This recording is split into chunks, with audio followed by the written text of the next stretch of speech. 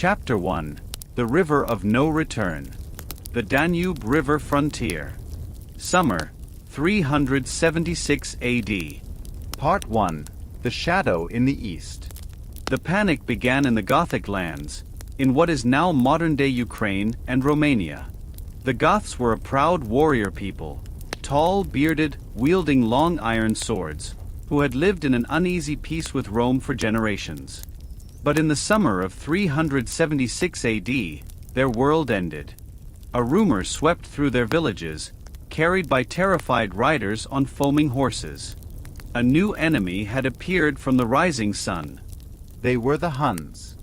They were unlike anything the Goths had ever seen. They fought on horseback, firing arrows with lethal accuracy while moving at full gallop.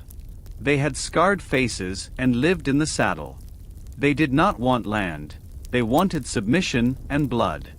They burned villages to the ground and slaughtered the inhabitants with a terrifying, mechanical efficiency. Fritigern, a leader of the Thervings, a branch of the Goths, stood on a ridge and watched the smoke rising in the east. He was a cunning survivor, a man who understood the geometry of power. He knew he could not fight the Huns. To fight was to die. He looked west, toward the great barrier that had separated his world from the civilized world for centuries, the Danube River. On the other side lay the Roman Empire. It was a fortress of stone and steel, guarded by the dreaded legions. Entering it uninvited meant war, but staying meant extinction. Fritigern made the choice that would change history.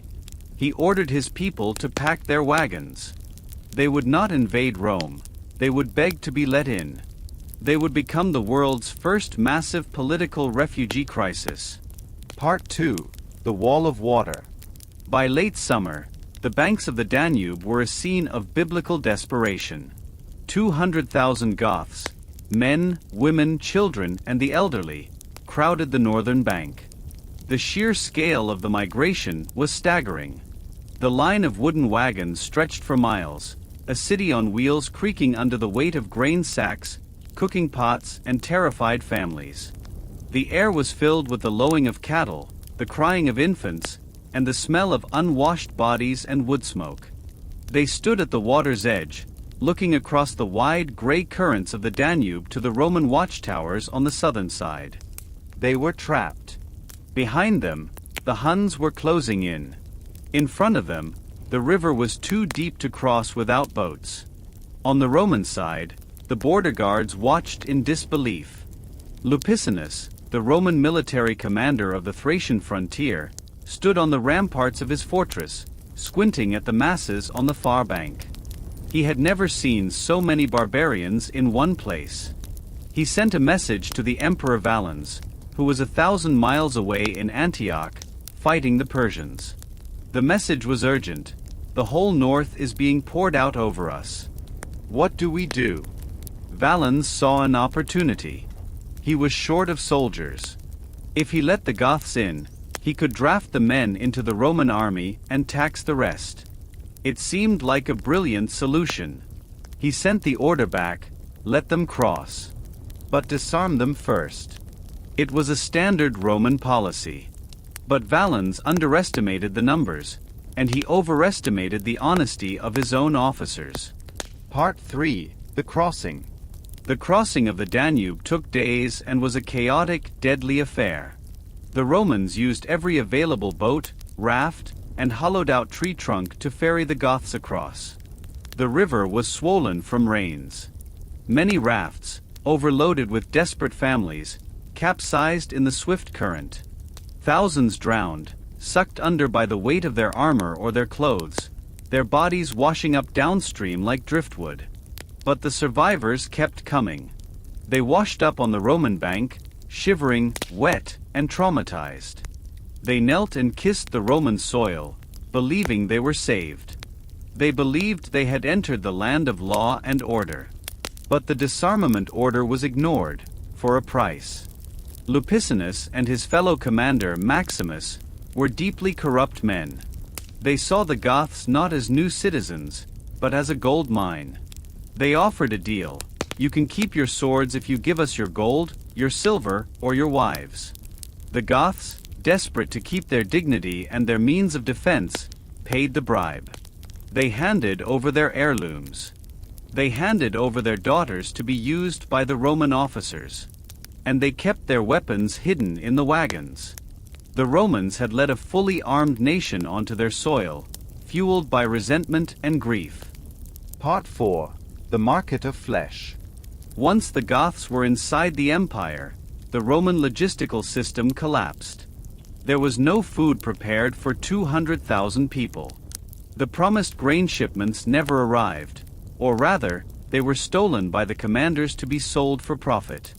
The Goths were herded into a massive holding camp near Marcianople. It was a concentration camp in all but name. Hunger set in within weeks. The Goths began to eat their own cattle, then their horses.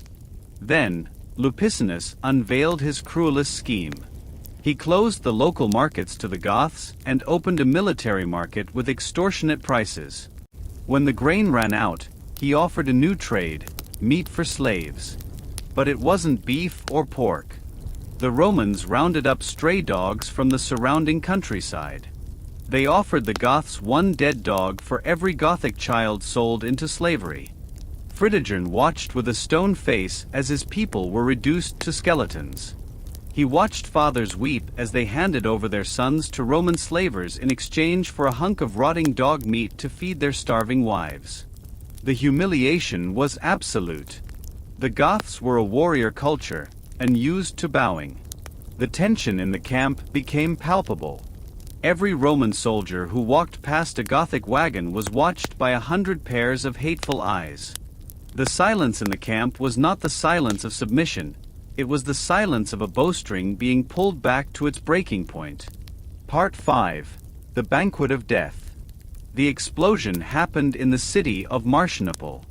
Lupicinus, seemingly oblivious to the hatred he had stoked, invited Fritigern and the other Gothic nobles to a banquet inside the city walls. It was meant to be a diplomatic dinner, a show of Roman hospitality. Fritigern accepted, leaving his main army outside the walls.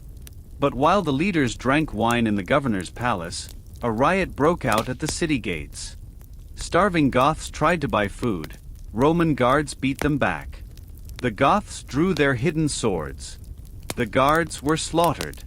News of the fighting reached the banquet hall.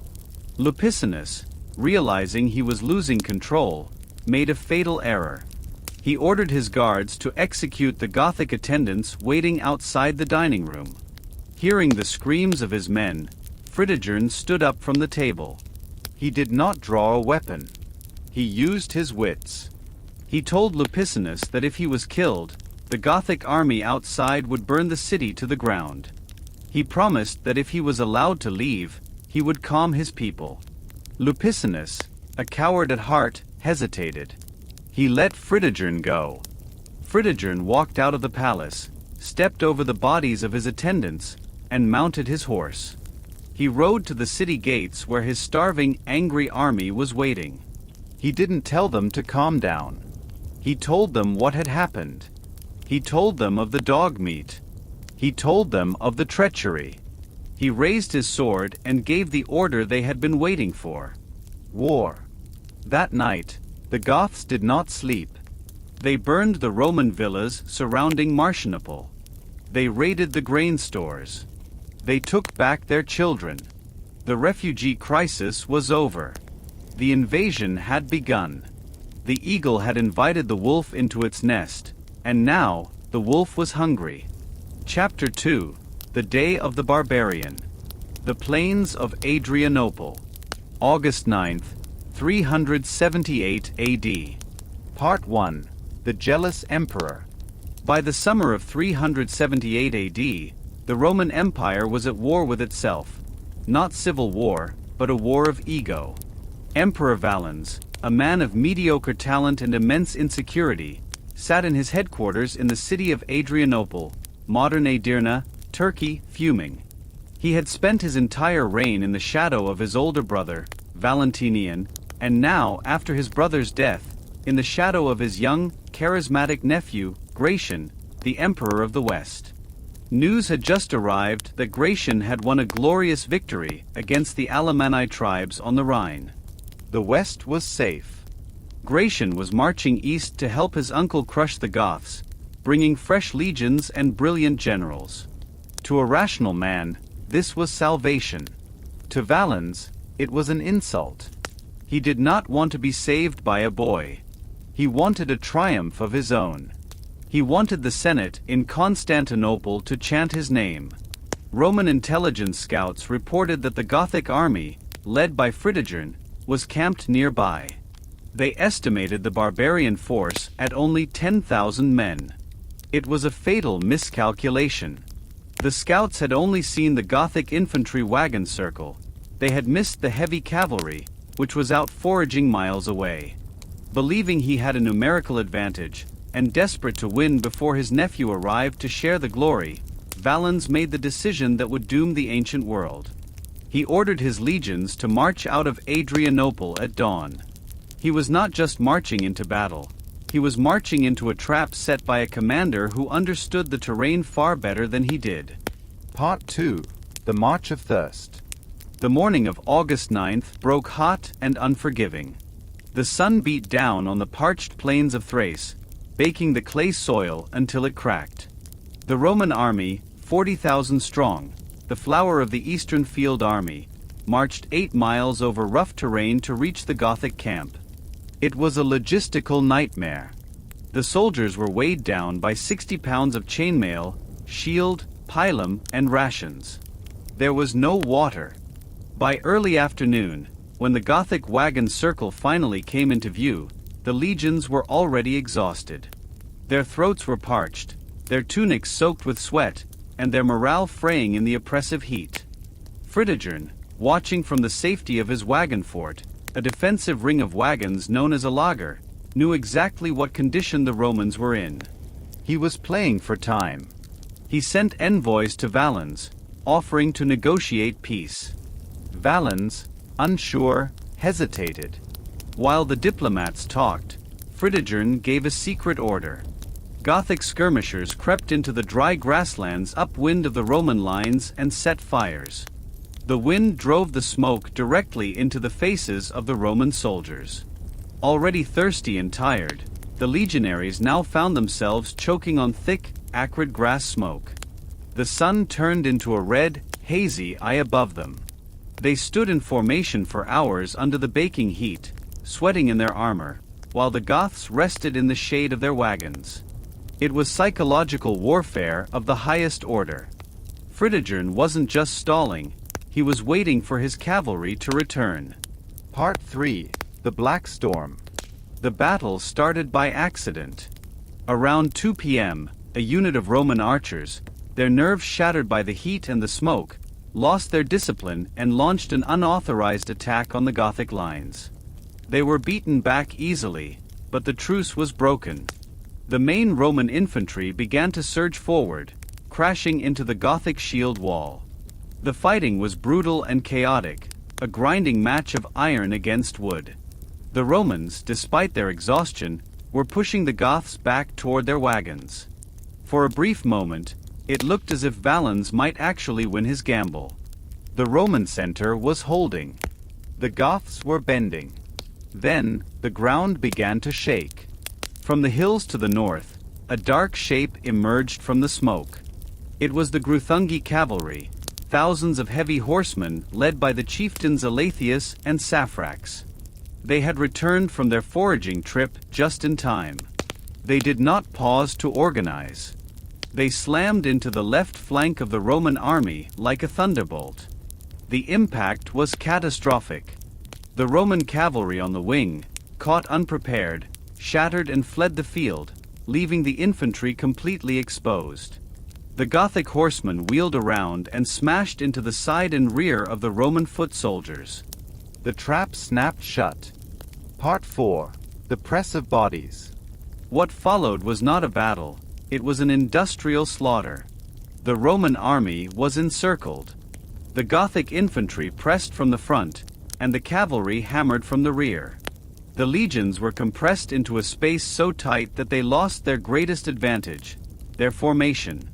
The soldiers were packed shoulder to shoulder, chest to back.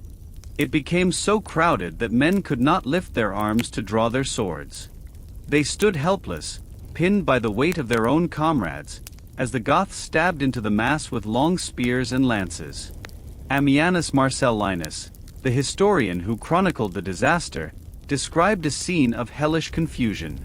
The dust kicked up by thousands of feet turned the air into a choking brown fog. The screams of the dying merged with the roar of the Gothic war chants. Arrows fell like rain, and because the Romans were packed so tightly, every arrow found a mark. Men died standing up, their bodies held upright by the crush of the crowd. The ground grew slick with blood, causing soldiers to slip and be trampled into the mud. The heat, the smoke, and the terror drove men insane. Some soldiers threw down their shields and tried to crawl between the legs of their comrades to escape, only to be butchered. The discipline that had conquered the world evaporated in the panic of the crush. Part 5. The Hut at the End of the World. As the sun began to set, the Roman army ceased to exist as a fighting force. 2/3 of the Eastern Field Army lay dead on the field. Among the missing was the emperor himself. The fate of Valens remains one of the grim mysteries of the age.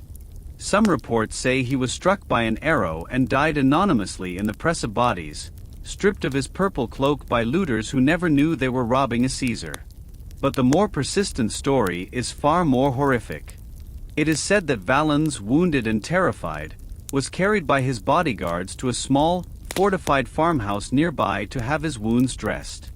The Gothic cavalry, hunting for survivors, surrounded the cottage. They didn't know the emperor was inside, they just saw Roman soldiers defending it. Rather than storm the building, the Goths piled straw and wood against the doors and windows and set it on fire. The dry timber caught instantly.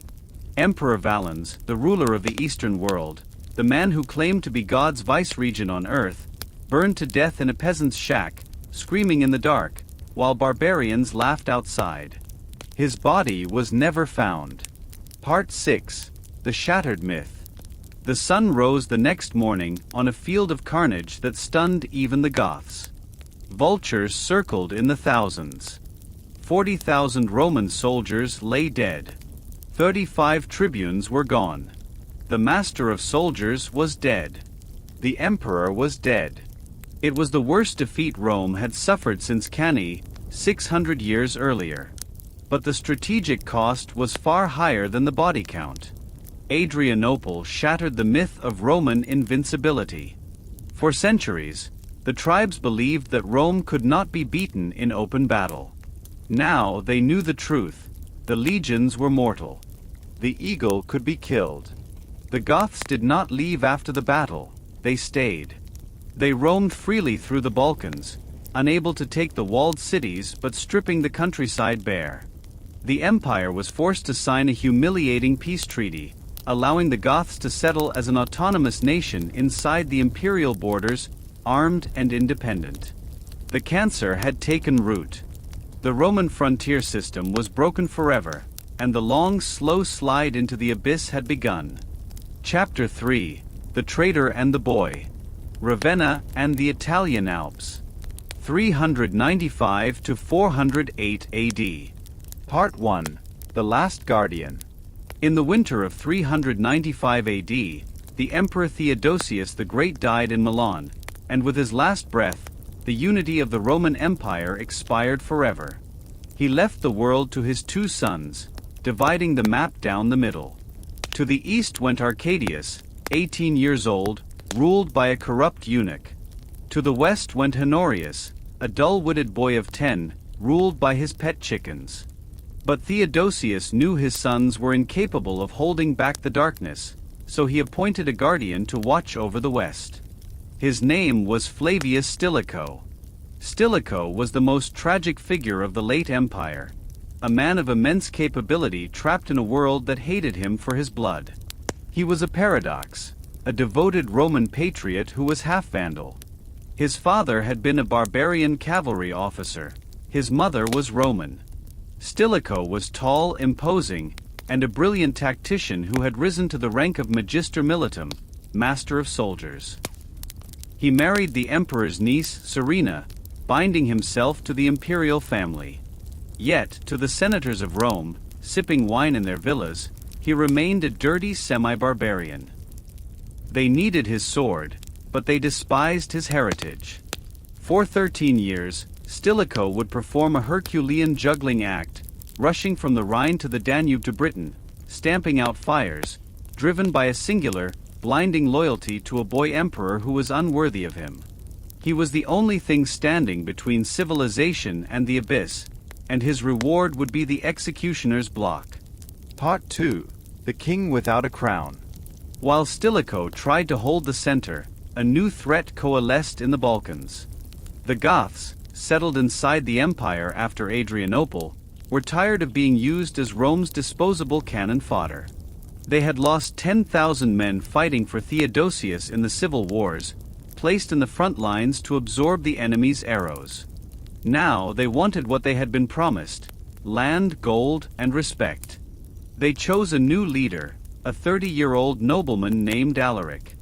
Alaric was not the savage of Roman propaganda. He was a Romanized Christian who spoke Latin, wore a Roman general's cloak, and coveted a Roman title.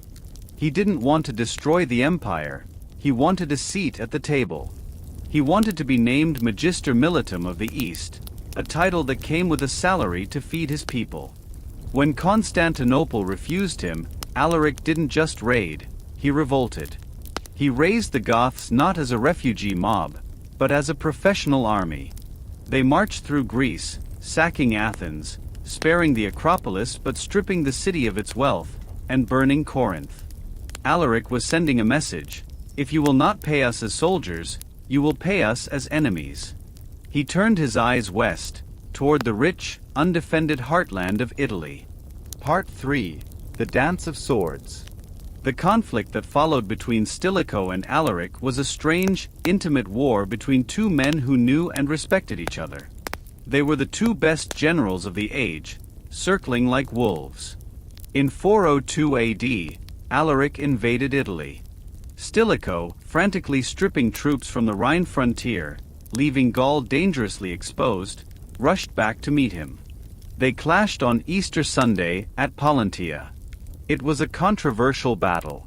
Stilicho attacked while the Goths were celebrating Mass, a move the Christian writers condemned as impious but the military pragmatists applauded. The battle was a bloody stalemate, but Stilicho captured Alaric's wife and children. He had the Gothic king at his mercy. But then, Stilicho did something that the Senate would never forgive: he let Alaric go. He signed a treaty, returned the hostages, and allowed the Goths to retreat to the Balkans. Why? Because Stilicho was playing a deeper game. He looked at the political map and saw that the Eastern Empire in Constantinople was becoming a rival. He believed he would eventually need Alaric's heavy cavalry to help him reclaim the East for Honorius. He saw Alaric not as an existential threat, but as a potential weapon to be holstered for later. It was a brilliant strategic calculation, but to the paranoid, xenophobic aristocrats in Rome, it looked like collusion. The Whisper campaign began. Stilicho spares the barbarian because he is one of them. He is plotting with the Goths to steal the throne. Part 4. The Swamp Capital. Terrified by Alaric's invasion, the Emperor Honorius made a cowardly decision that would seal Rome's fate. He decided that Milan was too exposed. In 402 AD, he moved the capital of the Western Empire to Ravenna. Situated on the Adriatic coast, Ravenna was surrounded by impenetrable pestilential marshes. It was a fortress city, easily defended and connected to the sea for escape. It was here that Honorius set up his court, isolating himself from the people he was supposed to rule. While the empire burned, Honorius fed his poultry. History records the biting irony of a ruler who felt safer among the mosquitoes of a swamp than among the citizens of Rome. This move physically separated the emperor from the Senate and the symbolic heart of the empire. Rome was now just a symbolic museum, stripped of political power, left undefended while the government hid behind the mud of Ravenna. It was in this poisonous, humid atmosphere that a courtier named Olympus began to pour poison into the emperor's ear. Olympus was a bureaucrat who hated Stilicho. He played on the emperor's insecurity, whispering that Stilicho planned to depose him and place his own son, Eucherius, on the throne. He is in league with Alaric, Olympus hissed. He keeps the barbarians alive to frighten you into needing him. Part 5. The Neck of the Bull. The end came in the hot summer of 408 AD. The Roman army in the west was mutinying, tired of fighting fellow Romans and unpaid wages. Stilicho was at Ticinum, Pavia, trying to organize a campaign against a usurper in Gaul. Olympus had done his work well. On August 13th, he orchestrated a coup. At a signal given during a troop inspection, Roman soldiers loyal to the anti-German faction drew their swords and massacred Stilicho's entire staff. His closest friends, his officers, the men who had saved Italy time and again. It was a bloodbath of the competent. Stilicho survived the initial slaughter and fled to Ravenna, taking sanctuary in a church. He held the night in his hands. He had a bodyguard of loyal Huns who begged him to attack. He could have started a civil war. He likely would have won. But Stilicho refused to shed Roman blood to save his own skin. When the emperor's letter arrived the next morning commanding his execution, Stilicho walked out of the church. He silenced his bodyguards who tried to defend him. He knelt on the dusty road, looked at the executioner, a man he had likely commanded, and bared his neck. The axe fell on August 22, 408 AD. With that blow, the Romans decapitated their own defense. They had killed the only man Alaric feared. Part 6. The Massacre of the Innocents. If the execution of Stilicho was a crime, what followed was national suicide.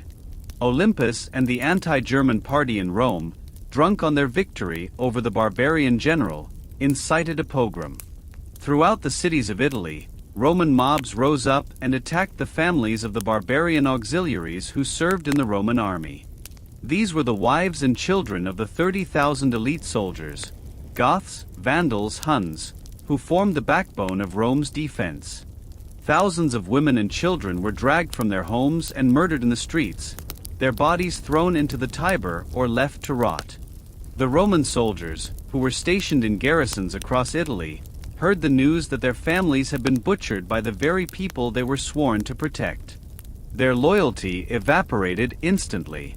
In a single week, 30,000 elite soldiers defected. They did not go home. They went to Alaric. Alaric was sitting in Noricum, modern Austria, waiting for payment that Stilicho had promised him. Instead, he received 30,000 grieving, vengeful warriors who demanded one thing: to march on Rome. Alaric smiled. The road was open.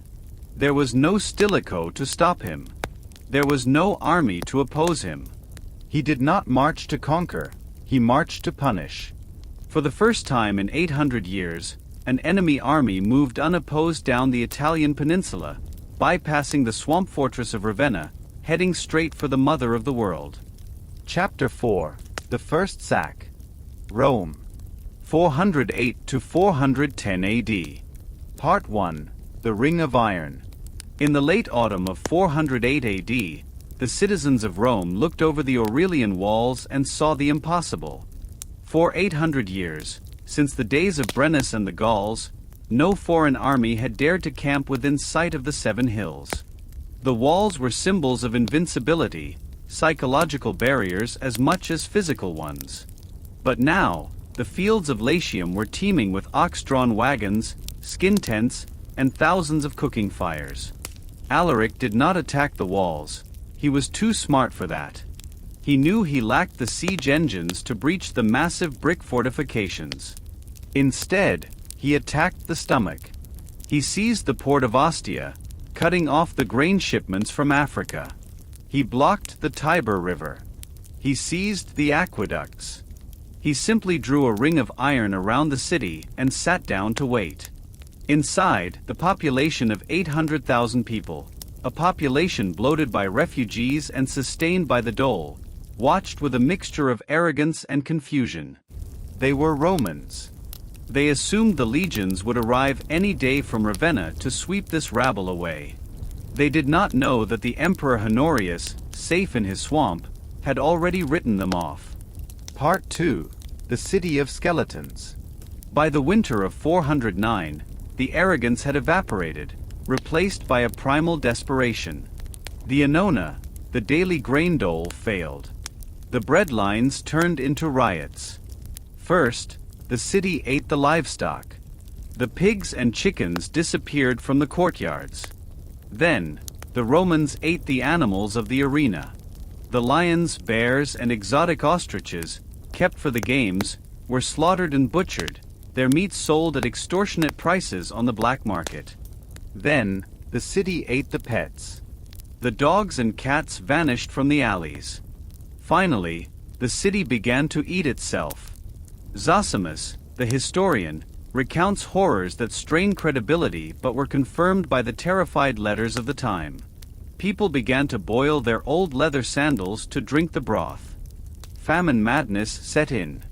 There were whispers of the humanum silus, the human crime. Mothers looked at their children with starving eyes. Bodies piled up in the streets because the citizens were too weak to bury them, and the ground was too hard to dig. The smell of rotting flesh mingled with the smoke of burning furniture, as people tore down their own roofs for firewood. In a spasm of superstitious panic, the Senate looked for a scapegoat. They found one in Serena, the widow of Stilicho and the niece of the old emperor. They accused her of opening the gates to the barbarians. It was a lie, but the mob needed blood. The Senate voted to strangle her. The execution of a middle-aged woman did nothing to bring bread, but it marked the moral collapse of the aristocracy. They were eating their own queens before they would open their vaults to pay the Goths. Part 3. The Price of Breath. Finally, the Senate broke. They sent envoys to Alaric's camp. Even in their rags, the ambassadors tried to maintain Roman dignity, threatening Alaric with the uncountable numbers of the Roman population who were ready to fight. Alaric famously laughed in their faces. "The thicker the hay, the easier it is mowed," he replied. His demands were absolute.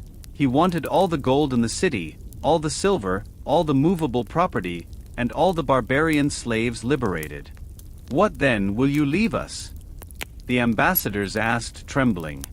"Your lives," Alaric said. The ransom was paid. To meet it, the Romans had to strip the gilded statues of the old gods and melt down the ceremonial plate of the temples.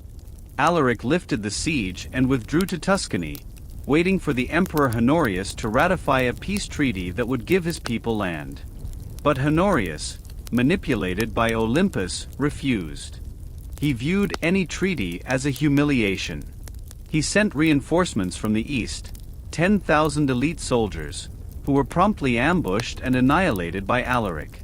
Enraged by the emperor's duplicity, Alaric returned to Rome. He besieged it a second time in 409, setting up a puppet emperor, Attalus. It was a farce. Honorius ignored it. Alaric, disgusted by the incompetence of his own puppet, stripped Attalus of his purple robes and besieged Rome a third time in the summer of 410. The game was over. The Goths were starving too. They needed to end this. Part 4. The Gate of Silence. The end came on the night of August 24th, 410 AD. It did not come with a battering ram or a glorious assault. It came with a whisper. The Salarian Gate, located on the northern wall near the Gardens of Sallust, creaked open in the dark. History has never definitively answered who opened it. Some say it was rebellious slaves, the fifth column inside the city, who saw Alaric as a liberator. Others say it was a rich noblewoman, Proba, who opened it out of pity to end the slow death of famine. The Gothic army was waiting. They did not shout war cries. They slipped inside like oil. For the first time in 800 years, An enemy army stood on the pavement of the eternal city. The silence of the sleeping city was broken by the sound of Gothic trumpets, a dissonant, terrifying braying that signaled the beginning of the nightmare. The citizens awoke not to the sun, but to the smell of smoke and the guttural language of the north. The Goths were not mindless destroyers, they were Christian Aryans. Alaric had given strict orders: no killing of those who took sanctuary in the churches of St. Peter and St. Paul, and no burning of religious buildings. But the rest of the city was a prize to be taken. Part 5. The Night of Tears. The sack of Rome was a strange, schizophrenic event. It was brutal yet restrained. There was no general massacre of the population. Alaric didn't want to exterminate the Romans. He wanted to strip them. The Goths moved through the wealthy districts on the Aventine and Celian hills with the efficiency of movers. They stormed the palaces of the senators who had despised them for decades.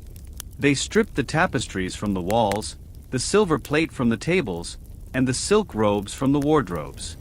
They smashed the urns of wine and drank until they were sick. The violence was targeted. The Goths tortured the wealthy to reveal where they had buried their gold. They demanded ransoms from individual families. The humiliation was the point. The proud descendants of the Scipios and the Caesars were forced to wait on barbarian tables, serving wine to men wearing animal skins. The gardens of Sallust, a playground of the elite, were set on fire, the flames illuminating the night sky. The mausoleum of Augustus and the mausoleum of Hadrian were looted, the ashes of the great emperors scattered in the mud, a final insult to the Roman past. Yet, amidst the chaos, there were strange moments of mercy.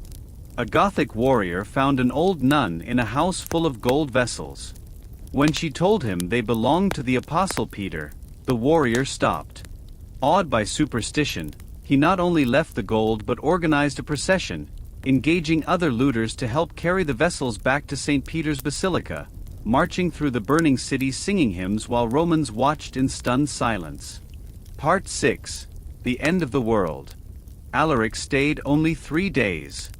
On August 27th, the wagons loaded with the wealth of 8 centuries rolled out of the southern gates, heading toward Campania and Africa.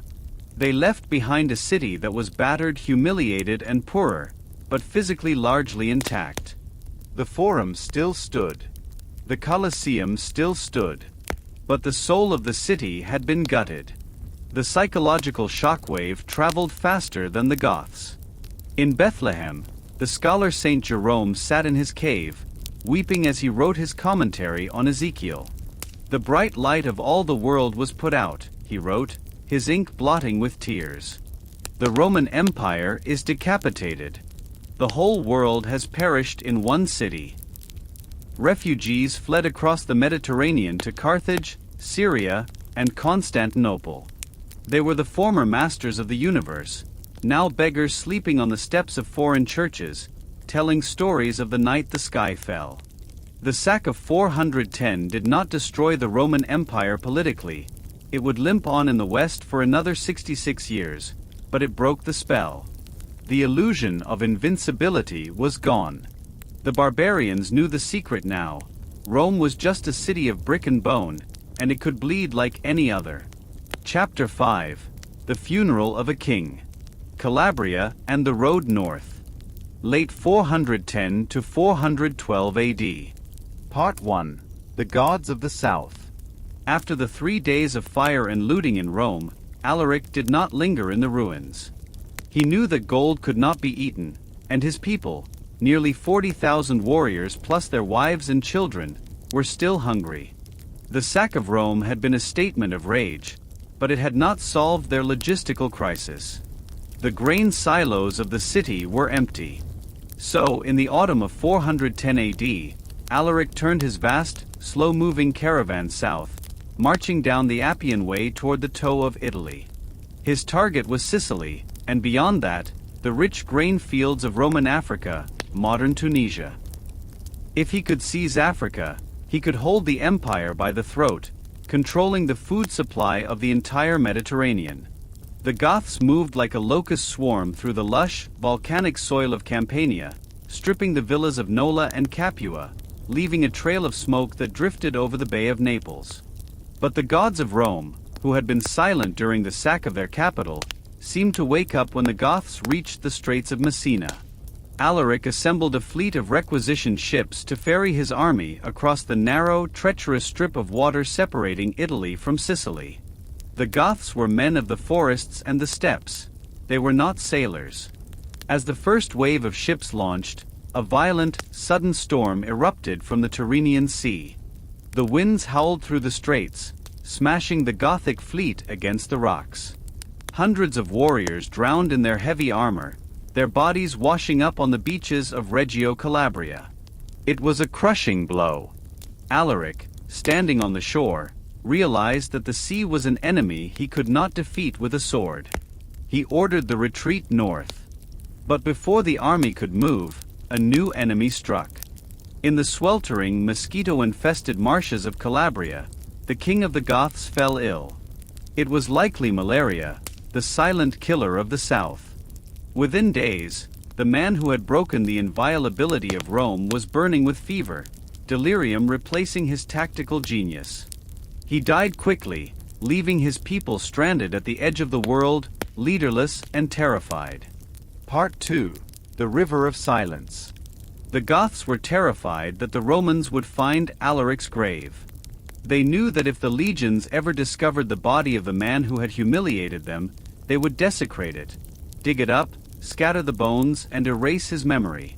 To prevent this, the Gothic chieftains devised a burial plan of such staggering engineering and cruelty that it passed instantly into legend. They chose the Busento River, a rushing torrent near the city of Cosenza. Using the labor of thousands of Roman captives, they engineered a massive diversion of the water. They dug a new channel, forcing the river to curve away from its natural bed, leaving the muddy bottom exposed to the air for the first time in millennia. In the center of this drying riverbed, the slaves dug a deep, cavernous tomb. They lined it with stones and lowered the body of Alaric, dressed in his armor, into the earth. But he did not go alone. They poured the spoils of Rome into the grave with him: gold cups from the senatorial villas, silver plates from the Palatine Hill, and jewels stripped from the statues of the gods. It was a pharaoh's hoard, buried in the Italian mud. Once the king and his treasure were sealed in the tomb, the dam was broken. The waters of the Busento roared back into their ancient course, sealing the grave under tons of rushing water. Then, in a final act of brutal security, the Goths slaughtered every single Roman slave who had worked on the project. Dozens, perhaps hundreds, were killed and thrown into the river, their blood washing downstream. The secret of the location died with them. To this day, despite centuries of searching by treasure hunters and archaeologists, the grave of Alaric has never been found. The man who conquered Rome lies somewhere beneath the water, sleeping on a bed of gold, hidden by the very land he invaded. Part 3. The Princess in the Wagon. With Alaric dead, the kingship passed to his brother-in-law, Athalf. Athalf was a different kind of leader, more pragmatic, more Romanized, and possessed of a strange, ambitious vision to fuse the Gothic strength with Roman law. But his most valuable possession was not the gold in his wagons.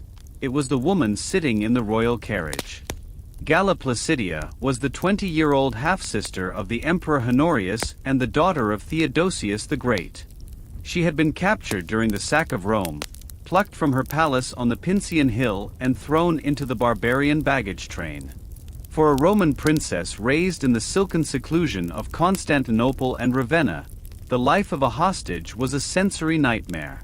She was forced to march with the army, sleeping in tents made of animal hides, smelling the sweat of the horses and the unwashed warriors. She watched the Goths burn the villas of her own aristocracy. Yet, contemporary accounts suggest that Galla Placidia was not a trembling victim.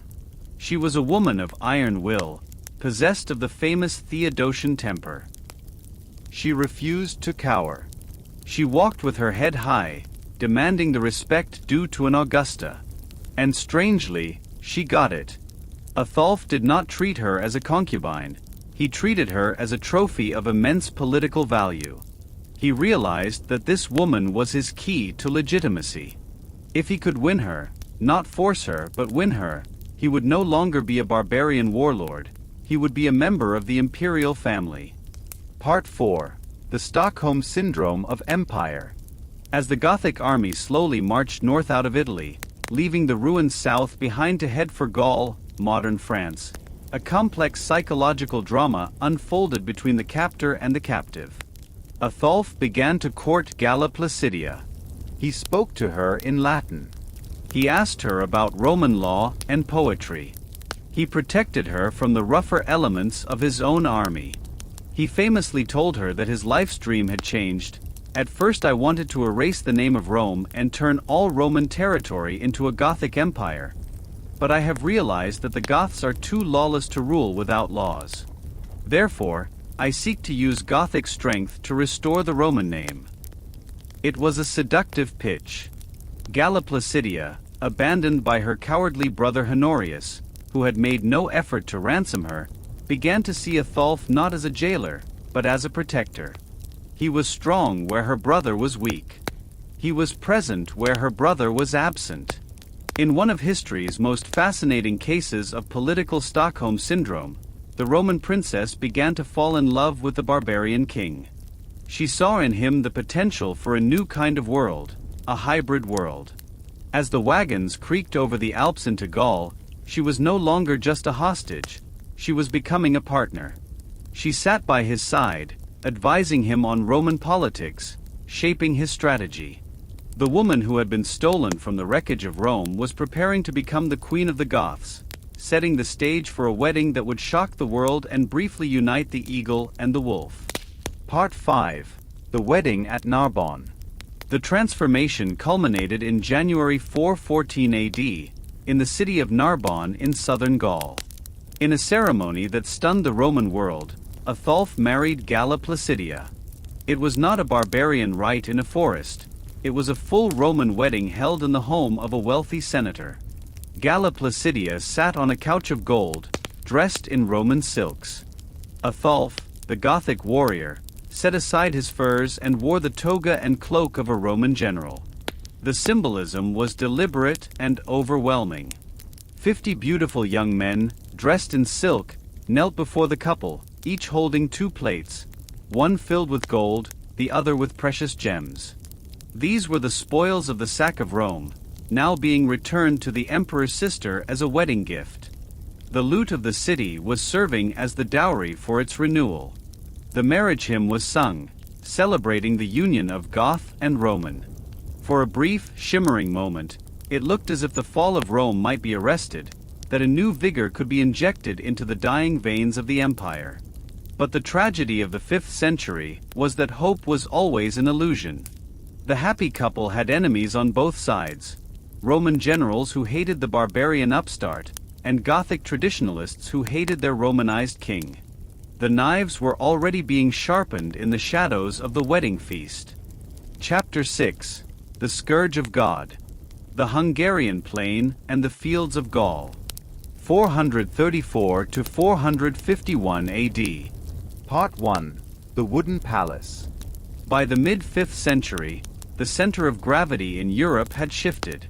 It no longer lay in the marble forum of Rome or the golden palaces of Constantinople. It lay in a wooden city on the great Hungarian plain, somewhere between the Danube and the Tisza rivers. Here, in a vast encampment of tents and log halls, sat the court of the Huns. They were the superpower that had terrified the Goths into the arms of Rome 60 years earlier. Now, they had finished consolidating the tribes of the steppe into a single terrifying weapon. At the center of this wooden city sat a man named Attila. Roman diplomats who visited his court described a scene of jarring contrasts. While his lieutenants drank from gold goblets looted from Roman cities and wore silk stolen from Persian caravans, Attila sat on a simple wooden bench. He drank from a wooden cup. He wore plain clothes with no ornaments.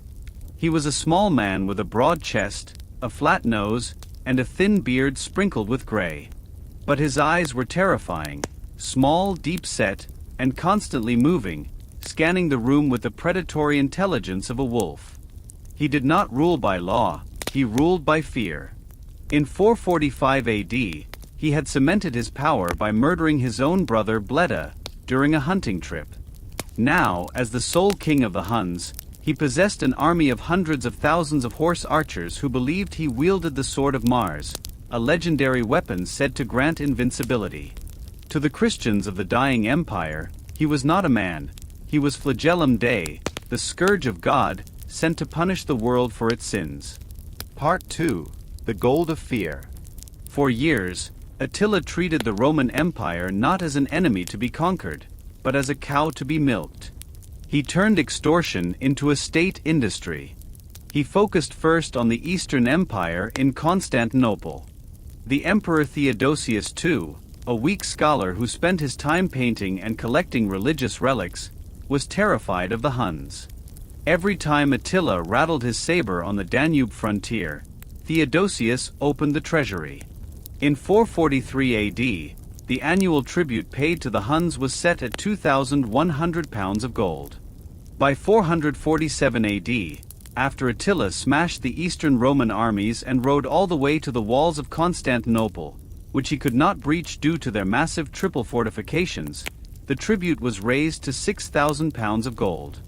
To pay this protection money, the Roman economy was bled dry. Senators were forced to sell their jewelry, churches melted down their candlesticks. The gold flowed north across the Danube, disappearing into the Hunnish wagons, funding the very army that threatened them. Attila played a masterful psychological game.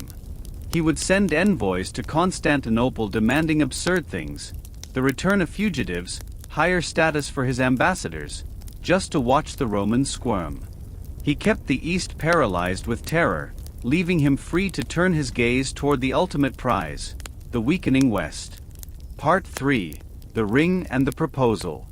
The pretext for the invasion of the West came from one of the most bizarre incidents in history. In 450 AD, Justa Grata Honoria, the sister of the Western Emperor Valentinian III, was living a life of frustrated boredom in Ravenna.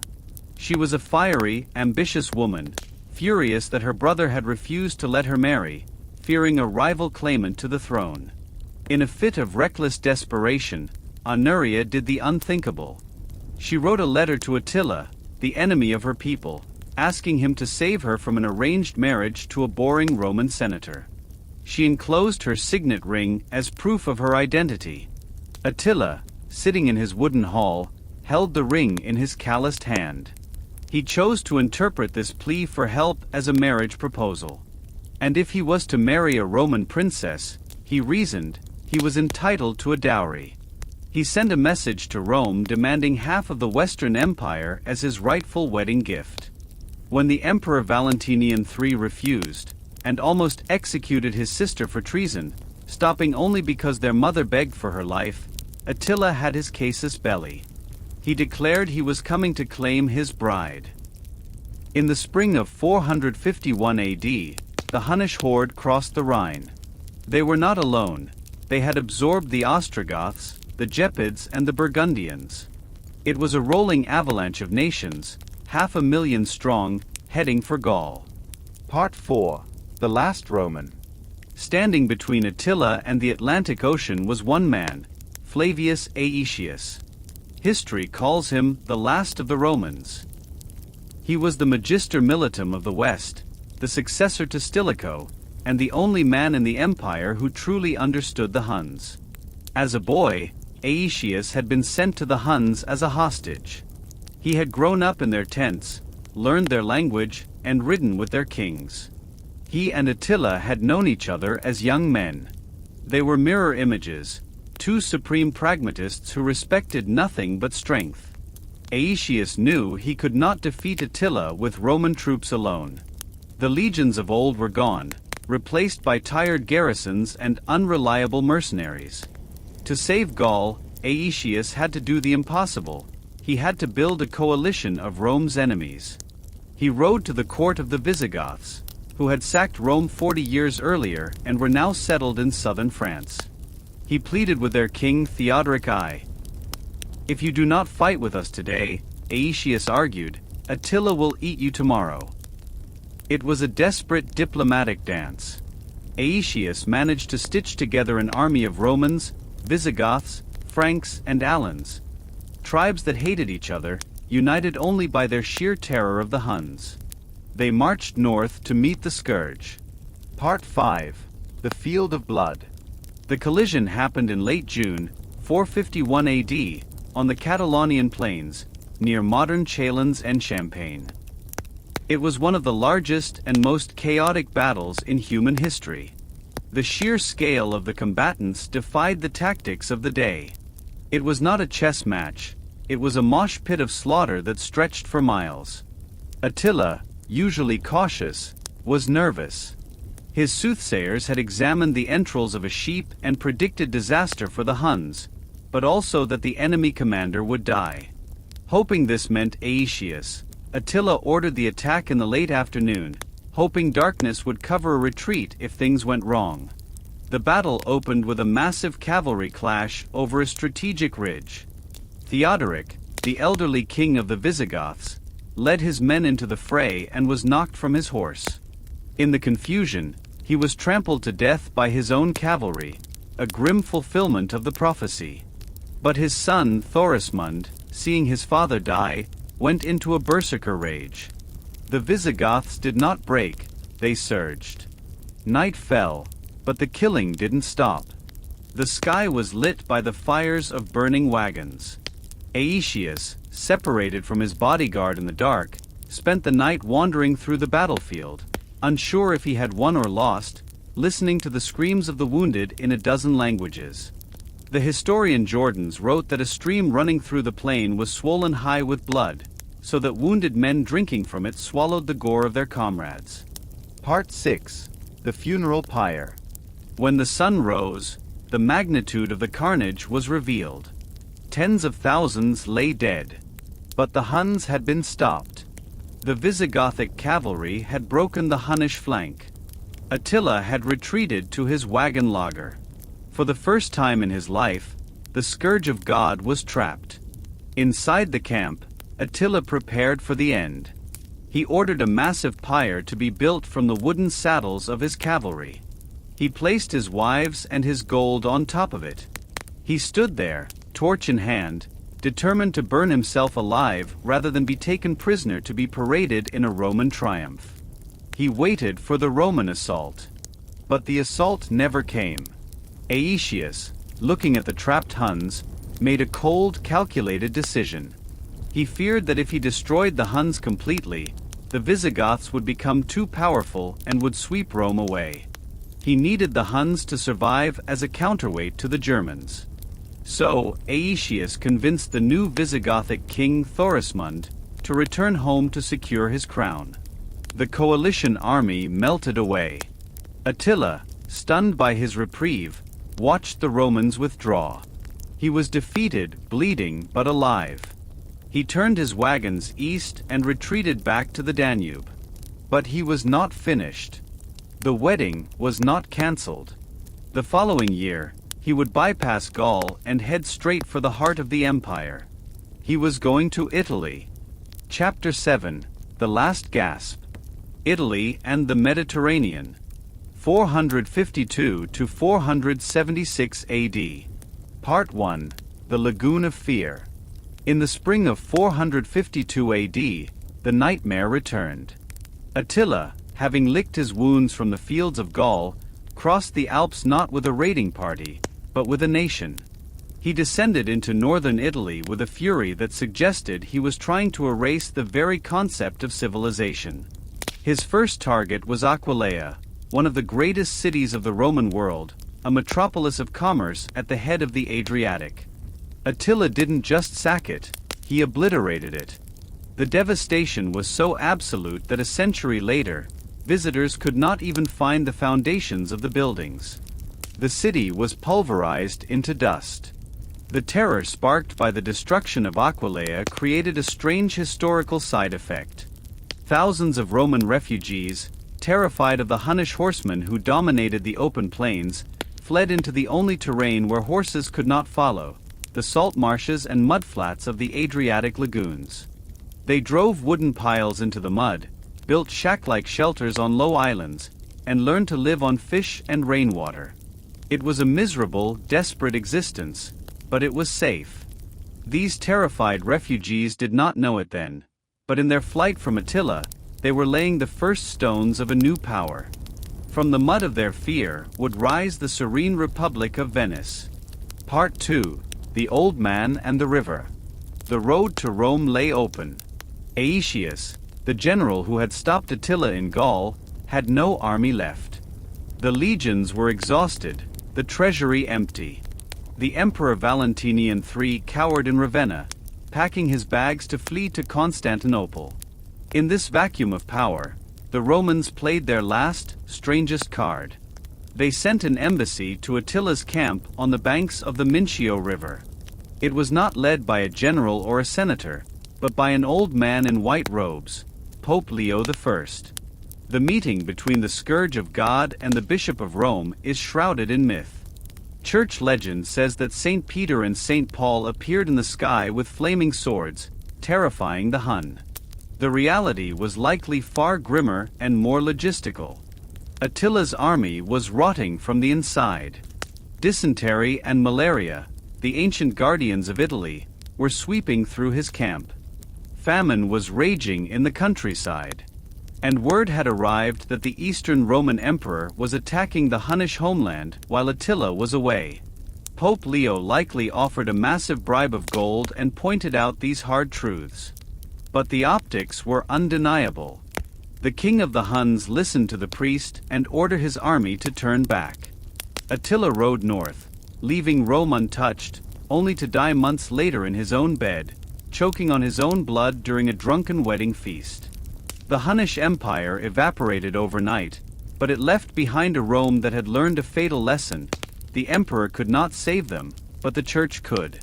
Part 3: The Suicide of the State. With the external threat gone, the Roman Empire returned to its favorite pastime, self-destruction. The Emperor Valentinian III, a petty, jealous man who had spent his life being managed by stronger figures, grew to resent Aetius. He listened to the whispers of courtiers who told him that Aetius was too powerful, that he was the true ruler. On September 21, 454 AD, while Aetius was delivering a financial report in the palace at Ravenna, Valentinian jumped from his throne. In a fit of hysterical rage, the emperor drew his sword and struck the unarmed general, helping his guards hack the last of the Romans to death. It was an act of breathtaking stupidity. A Roman poet at court famously told the emperor, "Sir, you have cut off your right hand with your left." The prophecy was fulfilled 6 months later. 2 of Aetius' former bodyguards, loyal to their dead commander, caught Valentinian practicing archery on the Campus Martius. They butchered the emperor in broad daylight. No one raised a hand to save him. The Theodosian dynasty ended in blood, leaving the throne empty and the army leaderless just as new sails appeared on the horizon. Part 4: The 14 Days. In 455 AD, the Vandals arrived. Led by King Gaiseric, a lame but brilliant strategist, they sailed from Carthage, the old enemy of Rome. Unlike the Goths, who had felt a superstitious awe for the city, the Vandals felt only contempt. They did not besiege the city, they simply sailed up the Tiber and docked. The new emperor, Petronius Maximus, tried to flee but was stoned to death by his own mob, his body thrown into the river. Once again, Pope Leo walked out to the gates to plead for mercy. Gaiseric agreed to only one thing: no arson and no massacre. Everything else was fair game. The sack of 455 was different from 410. It was not a rampage, it was a liquidation. For 14 days, the Vandals systematically stripped the city. They took everything the Goths had left. They stripped the bronze roof tiles from the temple of Jupiter Capitolinus, leaving the skyline of Rome ragged. They took the statues. They took the furniture. They took the menorah and the treasures of the Temple of Jerusalem that Titus had brought to Rome centuries earlier. They enslaved thousands of skilled artisans to bring back to Africa. When they sailed away, Rome was a husk. The population plummeted. The aqueducts began to fail. The Forum, once the center of the world, began to grow silent, the grass creeping up between the paving stones. Part 5. The Boy in the Purple. By the 470s, the Western Roman Empire was a ghost story. It controlled almost no territory outside of Italy. The emperors were merely puppets installed and murdered by barbarian generals who wielded the real power. The farce reached its climax in 475 AD when a general named Orestes placed his own son on the throne. The boy's name was a cruel historical irony, Romulus Augustulus. He combined the name of the city's founder, Romulus, and its first emperor, Augustus. But he was neither. He was a 12-year-old child, dressed in robes too big for him, ruling over a graveyard. In 476 AD, the mercenary army in Italy, led by a Syrian officer named Odoacer, demanded land. When Orestes refused, Odoacer killed him. He then marched to Ravenna to deal with the boy emperor. There was no great battle. There was no heroic last stand. The fall of Rome was a quiet, bureaucratic event. Odoacer looked at the terrified boy and felt pity. He did not execute him. He stripped him of his imperial insignia, gave him a pension, and sent him to live in a villa near Naples. Romulus Augustulus, the last Caesar of the West, faded into obscurity, living out his days raising chickens, just as Honorius had done. Part 6. The Letter to Zeno. The final act was a piece of paperwork. Odoacer did not appoint a new puppet emperor. He realized the charade was over. He packed up the imperial diadem, the scepter and the purple cloak, the symbols of rule that had existed for 500 years, and put them on a ship. He sent them to Constantinople, to the Eastern Emperor Zeno, along with a letter. The message was simple and devastating. The West no longer needs an emperor of its own. One monarch suffices for the world. I will rule Italy as your representative. It was a polite fiction. Zeno accepted the gifts, but the truth was undeniable. The Roman Empire in the West was dead. The map had turned a new color. The roads were still there, the aqueducts still stood, and the people still spoke Latin, but the light had gone out. The Middle Ages had begun. Epilogue. The long twilight, the fall of Rome, was not a singular event. It was a process of forgetting. Over the next centuries, the population of Rome shrank from 1 million to 20,000. People built cow pens in the Forum. They burned the marble statues of Greek gods to make lime for mortar. They dismantled the Colosseum to build palaces for the Pope. The knowledge of how to make concrete, how to build domes, and how to perform surgery was slowly lost, hidden in monastery libraries. But the eagle did not truly die, it migrated. In the east, Constantinople would stand for another 1,000 years, preserving the Roman flame against the Persians, the Arabs, and the Turks. And in the west, the ghost of Rome haunted the imagination of every king who followed. Charlemagne, Napoleon, the Tsars, the Kaisers, they all tried to wear the toga, to reclaim the dream of a unified world. But the dream was broken in 476, leaving behind only ruins and the eternal warning that no empire, no matter how golden, is immune to the turning of the wheel. The end. The history of Twilight of the Eagle.